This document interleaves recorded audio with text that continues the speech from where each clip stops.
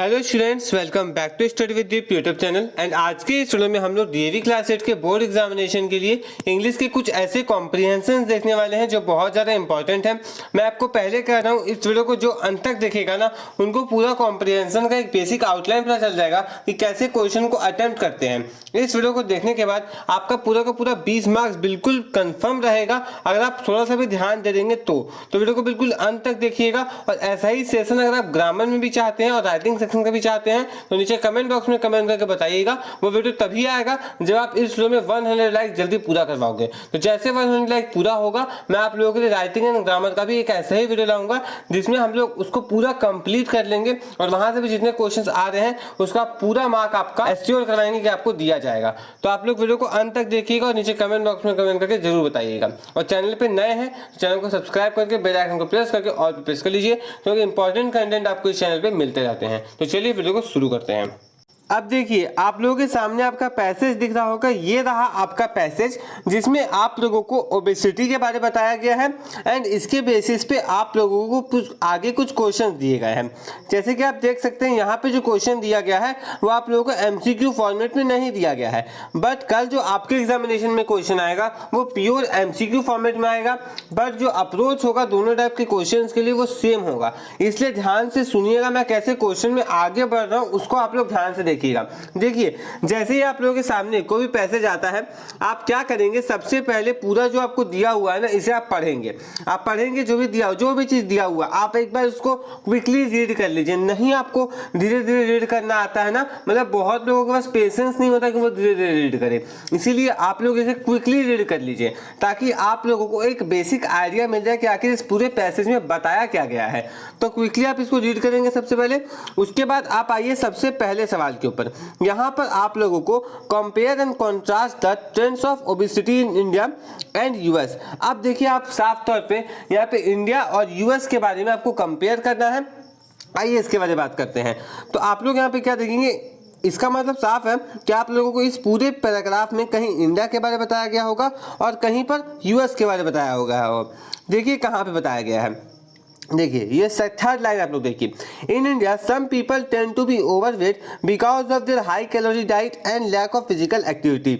In United States obesity is more prevalent in lower income groups. Obesity is now well recognised as a disease in its own right. अब आप लोग यहाँ पर ध्यान से देखिए, इसके आगे आप कहीं भी देखोगे ना तो आपको इंडिया और यूएस का कोई कंपैरिजन नहीं दिया गया है। तो अब आप लोग यहाँ पर क्या करोगे, इंडिया और यूएस के बारे में आपको कंपेयर करना था। आप सिंपली यहाँ पर क्या लिखोगे कि आखिर दोनों कंट्रीज में ओबेसिटी का मेन रीजन क्या है वो आपको बेसिकली समझाया गया है। जैसे कि इंडिया में लोग हाई कैलोरी डाइट लेते हैं, इसीलिए उनका ओवरवेट देखने को मिलता है, एक रीजन ये लिखोगे। उसके बाद इंडिया में आप लोग क्या लिखोगे कि लोग फिजिकल एक्टिविटी कम करते हैं, इसके चलते भी ओवरवेट हो जाता है उनका।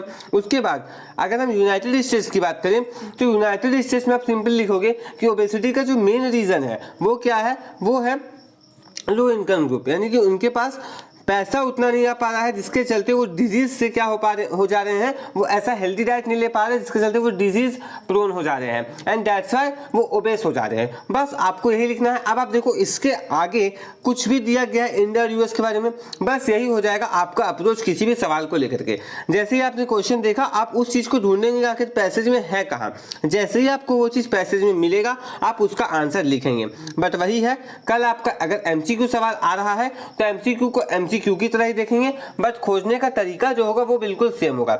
इसी प्रकार से क्वेश्चन को खोजेंगे, आप देखेंगे कि हाँ इंडिया और यूएस के बारे में कहाँ पे बात किया गया, बस वहां पे जाएंगे, उसके बाद पढ़ेंगे, समझने की कोशिश करिएगा। जब तक आप समझने की कोशिश नहीं करोगे ना, आप क्वेश्चन को सही तरीके से आंसर नहीं कर पाओगे। इसलिए क्वेश्चन को समझने की कोशिश कीजिएगा कि पूछा क्या गया है। आइए दूसरा क्वेश्चन देखते हैं। दूसरे क्वेश्चन में क्या है, enlist the two factors affecting obesity as mentioned in paragraph 2।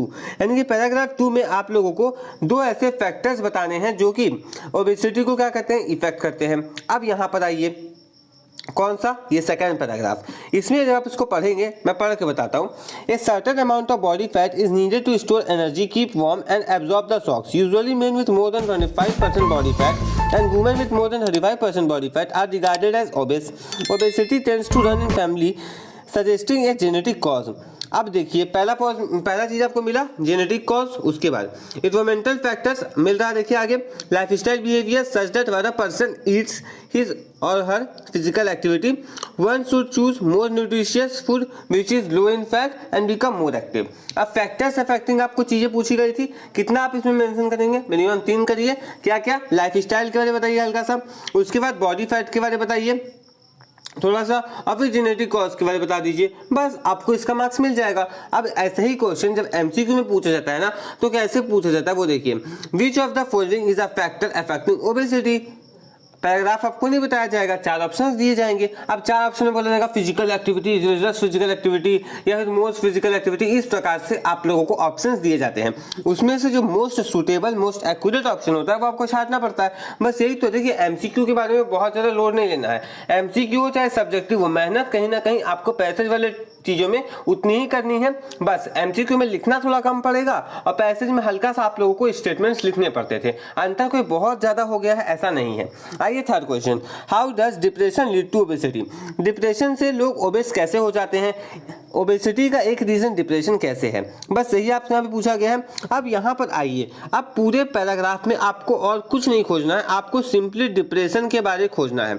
Depression depression depression, आइए डिप्रेशन कहाँ, ये देखिए ये वर्ड रहा डिप्रेशन। और जब आपको जैसे ही डिप्रेशन का वर्ड मिला, आप इस पूरा पैसेज को पढ़ डालेंगे। जो भी आपको ये पैराग्राफ दिया है इसको पूरा पढ़ डालिए।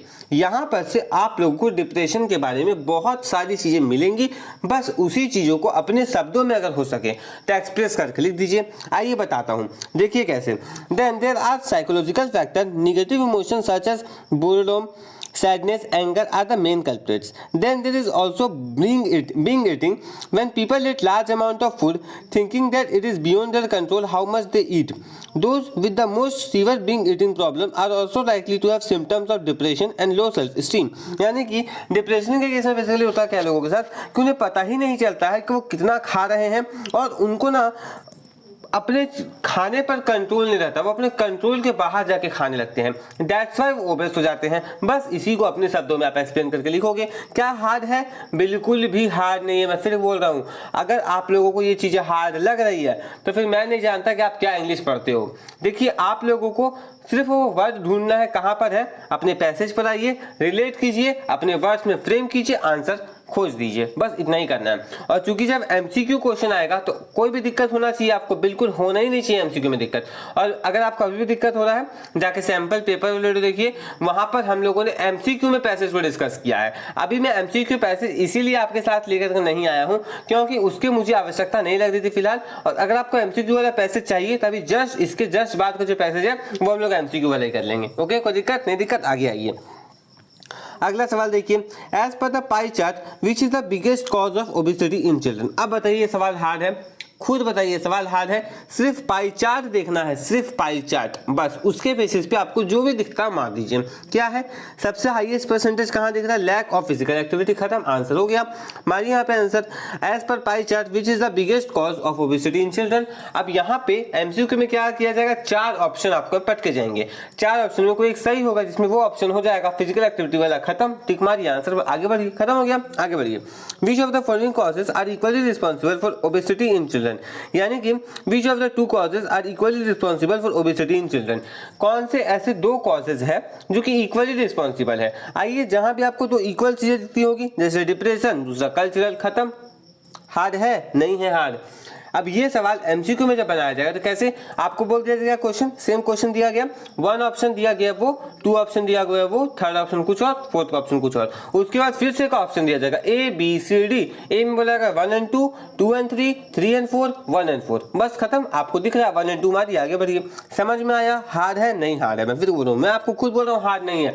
अब आप इसे हार्ड मानोगे तब फिर बात अलग है आपकी। ओके, आइए आगे का सवाल है, according to the passage one of the factor resulting obesity is social status.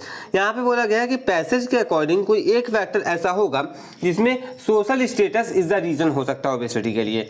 अब मैं इसका आंसर नहीं बताऊंगा, क्यों? आप जाइए पैसेज पढ़िए, इसका आंसर मुझे कमेंट बॉक्स में कमेंट करके बताइए। सारे क्वेश्चन में बताऊं कि आप भी कुछ करो। आगे आइए, 2 harmful consequences of obesity are. अब ओबेसिटी के 2 हार्मफुल कॉन्सिक्वेंसेस बताने हैं, कहाँ मिलेगा? पैसेज में मिलेगा। आइए, क्या दो कॉन्सिक्वेंसेस हो सकते हैं?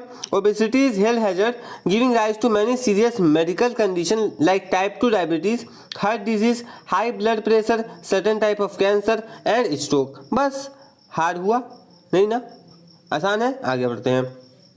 मैं खुद पूछ रहा हूँ, आप लोग नीचे कमेंट बॉक्स में कमेंट करके बताइए जल्दी जल्दी। Find the word in paragraph 4 which means a thread, यानी कि पैराग्राफ 4 में आप लोगों को एक वर्ड खोजना है जो कि रिलेट कर पाएगा किसके साथ? अ थ्रेड, एक खतरे के साथ। आइए फोर्थ पैराग्राफ में पहुँचते हैं। बस आपको तो मिल ही गया होगा आई थिंक। कौन सा भाई? हार्मफुल हो सकता है, हैजर्ड हो सकता है, और सही कौन सा होगा? आप यहाँ पे सही किसको बोलोगे? तो हैजर्ड को बोलोगे। इसी को आप लोग हैजर्डस आप सभी लोग जानते हैं। बस दैट्स द आंसर। हार्ड था, ये भी हार्ड नहीं था। देखिए सवाल आपके आसान आ रहे हैं, बट अगर आप अब नहीं करना चाहोगे, आप सोचोगे कि नहीं बहुत हार्ड है, बहुत हार्ड है, फुआ बनाओगे हार्ड होने का, तब फिर बात अलग है। बट सवाल देखो ऐसे ही आते हैं एग्जामिनेशन में, आसान आसान सवाल आते हैं। बस आप लोगों को उसको खोज करके सही तरीके से लिखना आना चाहिए कि हाँ हम सही तरीके से लिख रहे हैं। और अगर एमसीक्यू क्वेश्चन है तब तो आसानी हो गया। और मान लीजिए अगर किसी कारण से एमसीक्यू क्वेश्चन नहीं है, ऐसा क्वेश्चन दे दीजिए जो कि एमसीक्यू फॉर्मेट में नहीं था, तो क्या हार्ड होगा वो सवाल? नहीं, हार्ड नहीं होगा वो सवाल। वो सवाल आपके लिए आसान होगा अगर मान लीजिए एमसीक्यू फॉर्मेट में से नहीं दिया गया तो। क्यों आसान होगा? क्योंकि आपको पूरा का पूरा अब आज़ादी रहेगा कि आप क्या लिखोगे उसमें। एमसीक्यू में आप लोगों को ऑप्शन में एलिमिनेट करना पड़ता है, बट उस क्वेश्चन में आपको पूरी की पूरी आज़ादी होती है कि आप चाहो अपने हिसाब से लिखो, जो भी आपको आता है वो आप अपने हिसाब से लिख लो, कोई दिक्कत कोई प्रॉब्लम नहीं। अब ये वाला जो पूरा पैसेज था आप लोगों का 8 नंबर का, वो कंप्लीट हो गया। अब क्या इसमें 8 में 7 भी आपको मिलेगा? नहीं, आपको 8 का पूरा 8 मिलेगा, क्योंकि हर टाइप के क्वेश्चन को हम लोगों ने पूरा किया है।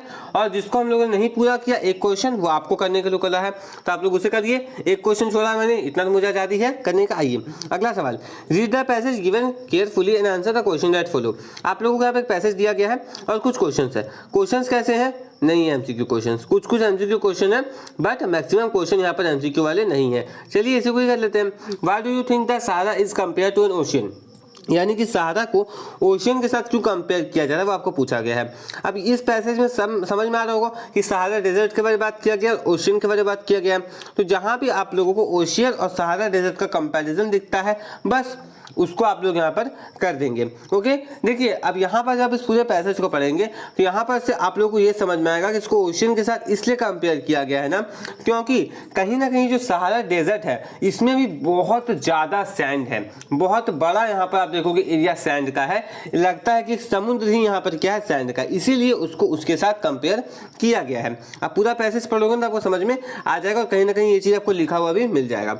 उसके बाद अगला, how are the animals able to survive the extreme condition of desert, यानी डेजर्ट के एक्सट्रीम कंडीशन को एनिमल्स कैसे सर्वाइव कर पा रहे हैं। तो आइए अब आप देखोगे इसमें क्या एनिमल्स को खोजना है। देखिए, one of the rare animal able to bask in the desert sun is the camel. For many of 100 years the camel has been the horse of desert, helping travelers across the desert.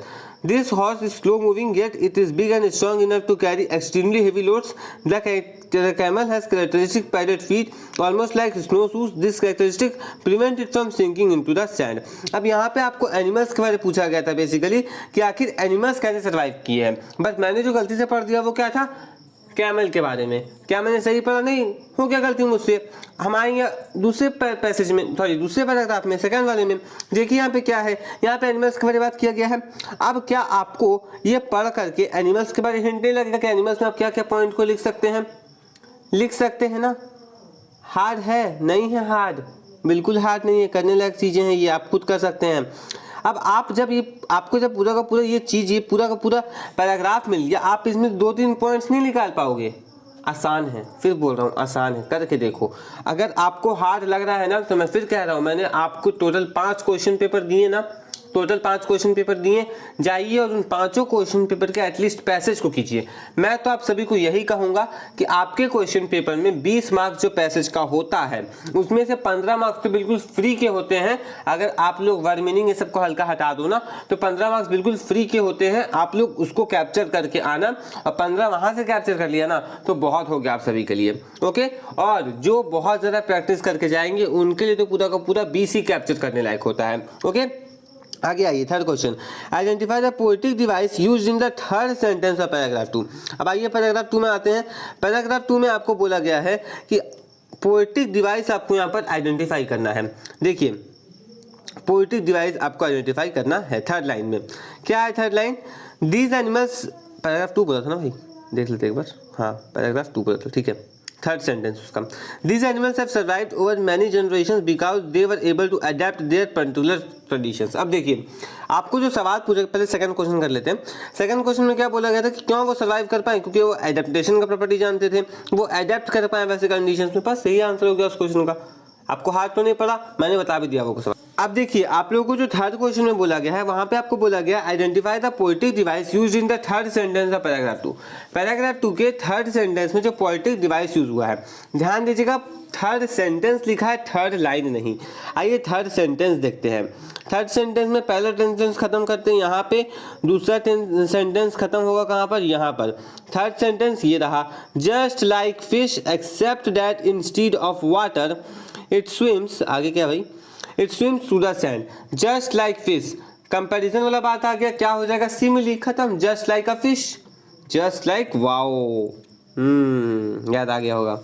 Comment on the use of word swim in paragraph 2, यानी कि आप लोगों को swim पर comment करना है। Swim वहाँ पे क्यों यूज किया गया, उसके यूज पर आपको वहाँ पे कमेंट करना है कि स्विम को यहाँ पर क्यों यूज किया गया है। आइए देखते हैं कहाँ पे स्विम यूज किया गया है। The sand sting behave just like fish except that instead of in water it swims through the sand. Its legs act as fins and the hard scales on skin act as armour helping it moving through the sand. यानी यहाँ पर आप लोगों को ना बिल्कुल यही चीज छाप देना है अपने आंसर में। ओके, जैसे एक फिश स्विम करती है वैसे आपको सैंड स्टिंग के बारे में बताया गया है। हार्ड है नहीं, जो यहाँ पे लिखा गया बस सेम आप छापोगे, आपको आंसर मिल जाएगा। ओके, इस टाइप का जो क्वेश्चन होता है वो बच्चों से छूटता है जहाँ पे वो खोज नहीं पाते, समझ नहीं पाते। बट मैं आपको हेल्प कर रहा हूँ, सजेस्ट कर रहा हूँ, आप ऐसे अप्रोच करोगे आप सही कर जाओगे क्वेश्चन को। उसके बाद give one possible reason for protecting stings egg against dehydration, यानी कि आप लोगों को एक पॉसिबल सा रीजन देना है कि आप स्टिंग एग को प्रोटेक्ट कैसे करोगे अगेंस्ट डिहाइड्रेशन। तो स्टिंग के एग के बारे में कहीं ना कहीं बात करी गई होगी, बस वहां पर आप जाओगे और वहां पर से उसको खोज लोगे। कहाँ पे? हाँ देखिए, its eggs are covered with skin to prevent dehydration. तो हमें पूछा क्या गया था सवाल में, और फिर पढ़ते सवाल को। एक मिनट, ये क्या ऑन हो गया भाई? ओहो,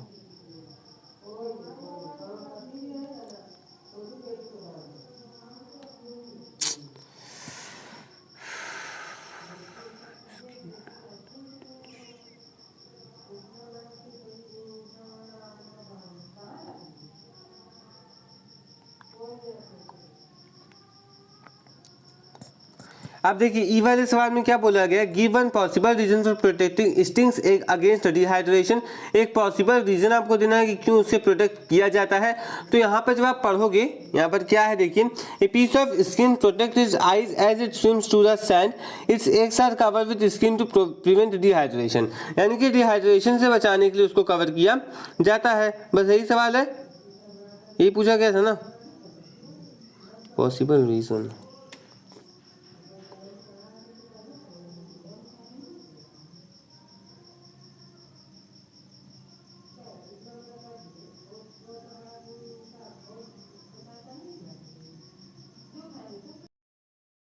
अब देखिए ई वाले पार्ट में क्या बोला गया, give one possible reason for protecting stings egg against dehydration.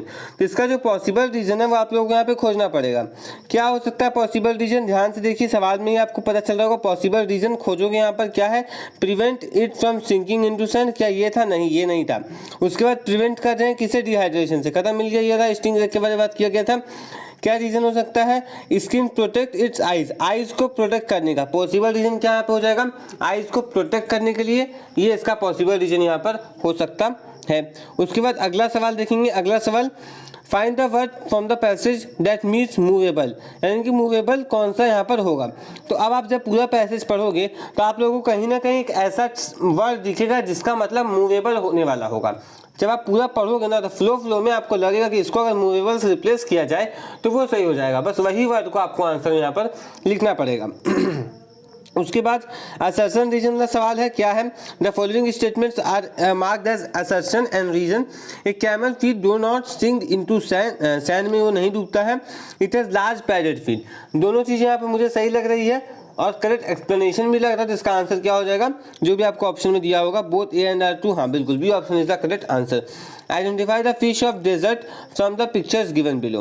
अब आप लोगों को यहाँ पे फिश ऑफ डेजर्ट, डेजर्ट की मछली कौन हो सकती है वो आपको यहाँ पर खोजना है।